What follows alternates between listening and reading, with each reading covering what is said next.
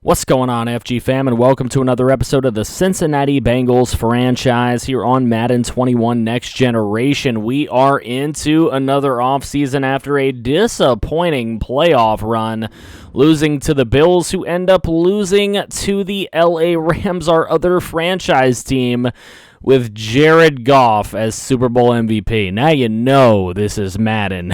Definitely, 100%.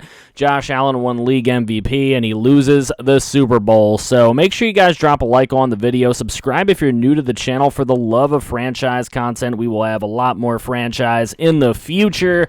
But this series, as well as the Rams series, is starting to come to a close. So make sure you guys show it its support. Share it everywhere you can. You may not think it helps, but it really actually does. Subscribe if you're new so you can stay up on all of the newest franchises that will be starting in the future. As we go ahead here forth into this offseason, try to make a couple of signings in re-signing stage so that these guys don't hit free agency, but it looks as though a lot of these guys want to hit free agency and see if they can get those big money contracts from another team. Max Whitworth was a guy that we picked up in the preseason free agency stage as an undrafted rookie, and he really showed out for us, but he wants to go ahead and see if he can get a bigger contract elsewhere. We weren't willing to give him that here. Kayvon Newton, a guy that we've had for a couple of years after picking him up, and he doesn't really want to sign with us either. Charleston Richards, another guy we had ended up picking up as an undrafted rookie free agent, and Richards, he wants to test his waters as well. A lot of these guys just want to see if they can get bigger money deals, but we may look to see if we can get a couple of them in the free agency period. We're not going to have a ton of money because we just spent a lot to bring in guys like Jair Alexander and guys like Fred Warner in the previous offseason. So we'll see if we can do something to bring in some of these guys. Logan Wilson is a guy that's going to be hitting free agency if we can't get him back, and there's no way that I want to give him near $10 million a year total, so I just don't really want to spend that on a 28-year-old linebacker. So we will try to offer him something, but he is very much not interested now. T. Higgins at 25 years old is going to be worth a 4-year contract, but we are going to bring his money down quite a bit to 44.8, and he's not interested either. So Jesse Bates now is our main focus of this offseason. A player this good we just can't let go, but we tried to get some money off, and now we will franchise tag him for a year at $14.8 million. See if we can get a long-term deal, or maybe we'll even trade him away on a tag and trade. We don't know. But we are going to go into free agency. Nobody really offering on T. Higgins. We put 53 points on him, so we would be getting him at a discount if we could get him here. Zach Newman, we offer him a little bit of bonus, pretty much the same contract we offered him in the re-signing stage. We'll see if he will stay. And Max Whitworth, able to offer him a 7-year deal, $1.2 million. We'll give him a tiny little bonus to make him feel somewhat good. That is near a 50-point offer as well. Not going to be good enough for me. I think we can also offer a 47-point deal with no bonus, and that is exactly what we can do. So why offer him a 100K bonus if we can offer him 0? You know what I mean? Jonah Williams is out there, and we're going to try to bring him back. Try to get him back on this team, the 5-year pro out of Alabama. Mitchell Graves is another guy we were interested in potentially bringing on as a 76 overall, speed rushing outside linebacker, somebody we can definitely use on a team like this, but not really offering him a big contract. Same thing here. Jordan Brooks is another guy that potentially could do something here with us, and we can potentially move our linebackers around, really get a different type of defense out there. Here's Jordan Brooks. We have to offer him again. We got to make sure that we have the points necessary to really cause him to say yes, really. Akeem Davis-Gaither wants big money after playing with us for a little while, and I don't know that I really want to give it to him, but I would like to bring him back. He's the best pass coverage linebacker in free agency and would definitely fit our scheme for that reason. We're able to get a couple of guys to say yes, but Jonah Williams says no, so we lose him to free agency, and that's a big-time disappointment for me. But here we go. Negotiations still going on. Mitchell Graves doesn't look like he's going to be joining us neither. Davis Gaither looks like he's going to find a new spot elsewhere as well. Dakota Torrance, his fifth-year option is up, and we have got to pick it up because Dakota Torrance, definitely one of the best players we've drafted as far as being able to develop them as well. D'Angelo Bernard is another one of those, and his fifth-year option coming up as well. We are definitely going to pick that up. We definitely want to keep him around. Love D'Angelo Bernard, one of my favorite players in the series. Davion Beckham didn't really end up doing actually anything for us since we really drafted him because Joe Mixon really took over pretty much every carry. So we trade him away for a third-round selection from Dallas. I guess he'll be the backup to Zeke Elliott, or maybe Zeke Elliott's not even there anymore. Derrick Henry signs with New England. That is disheartening. Jordan Love will be the new quarterback in Minnesota as he becomes a Viking. And a lot of quarterbacks get signed here, a lot of lower-level quarterbacks. Halfback Cam Akers leaves the Rams, and he will sign elsewhere.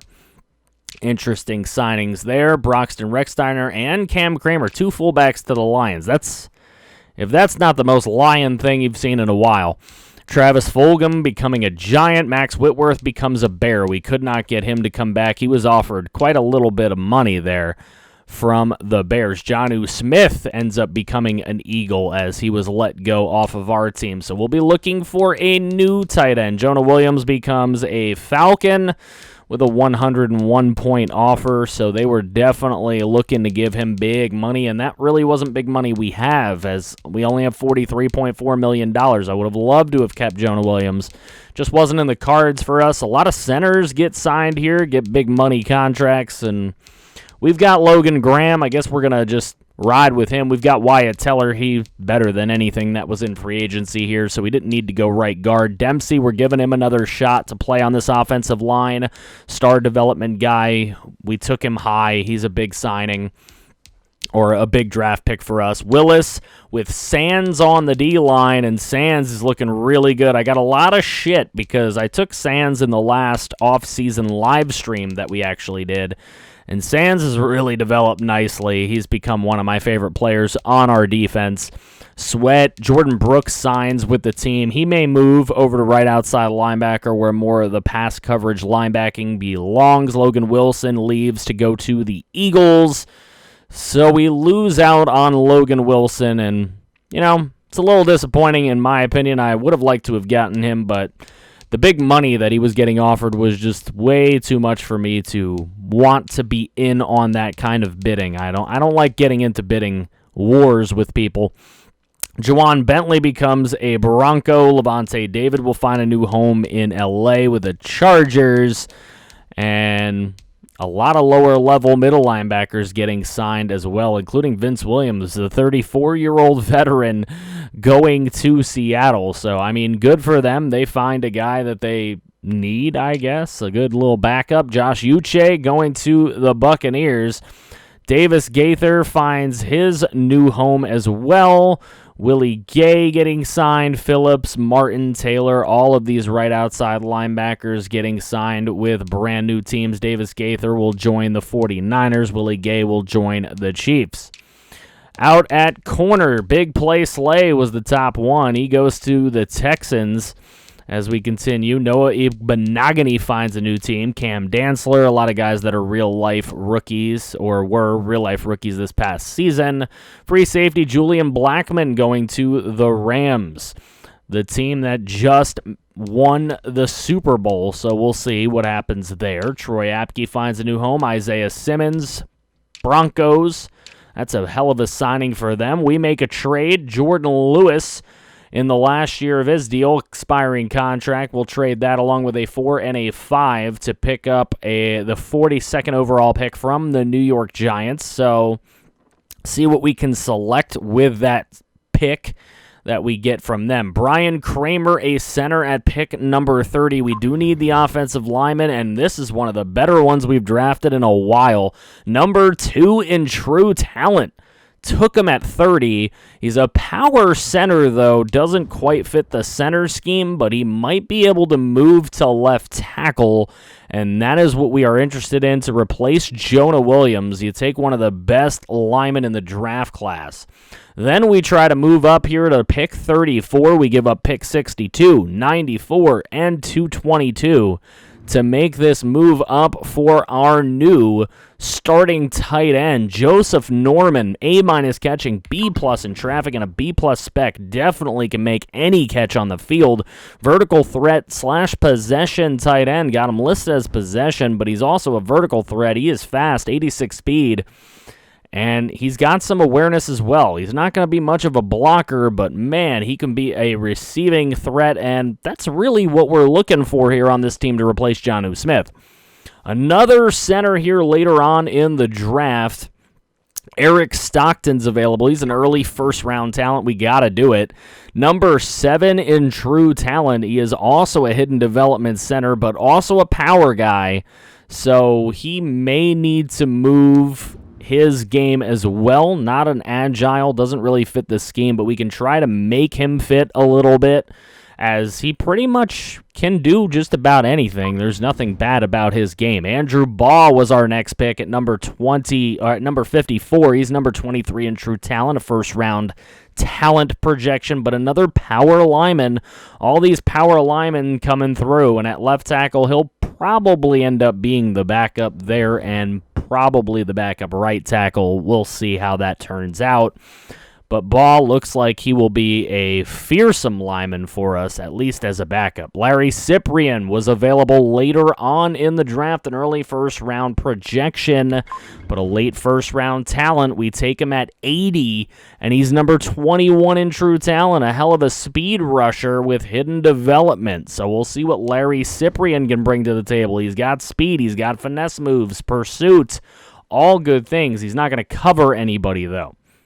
Then later on, a left guard available here very late in the draft, number 91. We take him at 47. Paul Abraham, a 70 overall, but he's pretty even throughout all of the archetypes on this offensive line, so definitely could be a little bit of a chameleon for us, possibly back up in many spots if that's what we need him to do. Jamie Huffman, a defensive end. We were looking for some backup defensive ends. He was really the only guy left on our board. We took him at 135. He's valued in the 60s, 69 overall. Very nice. He's got some speed. He's got some moves, and I think that was the best possible pick we could have had at that selection. So looking at the recap, the first-round pick, a couple of second-round selections, a couple of third-round selections, and that fifth-round selection is what we were able to do. Brought in a lot of great talent, and as you can see, there isn't going to be a lot of other teams that did better than us. Actually, maybe nobody. The Browns did bring in a couple of good position players as far as skill positions, and a halfback and a wide receiver in their first couple of selections. But as you can see, a lot of these teams did not really find a lot of later gems. There was a nice little 70 overall center, but we took a couple of those ourselves, and the ones we got were better. A fifth-round receiver did pretty well for Dallas there. That was a pretty good selection for them. Eagles got a couple of good picks in their first couple. Falcons did well with their second-round halfback selection, but halfbacks very much a dime a dozen, especially in this series. We've drafted a bunch of them, and they've all done pretty well for us. And they've all just sat behind Joe Mixon, so it's really not been a big thing. There's a quarterback at 71 overall in the third round. That's a very, very nice find there. That's probably about the best gem outside of anything we selected. There's a 71 overall wide receiver in the fourth. Not bad by the Raiders. The Ravens get a 71 overall halfback in the third. There's another 71 overall halfback. Halfback class was clearly a deep one. Seahawks got absolutely nothing. A corner in the second round at 72. Not bad at all if you were looking for corner. Not particularly what we needed to select, though. So that's why we kind of left him there. Bears get a 71 overall receiver late. And obviously, as you know, we don't really need receivers. So into some preseason highlights here. Against the Minnesota Vikings, Jordan Love trying his luck as the new starting quarterback, and he gets a throw off to Justin Jefferson. Big-time play from Justin Jefferson, the IRL pretty much rookie of the year, in my opinion. There's a big throw to the end zone for the Bengals to at least cut this lead down to a 6-point one. And Austin Colbert in here. He's going to run to the right. He's going to look towards the end zone, but he is intercepted. Was thinking about going to that back right corner of the end zone, but he ends up going to the middle of the end zone and getting intercepted. Vikings hold their lead. Look at this. Probably a bad decision there. He had a guy in that right-hand corner of the end zone, but he just made the wrong choice. Later on, though, another opportunity here for Cincinnati and Colbert.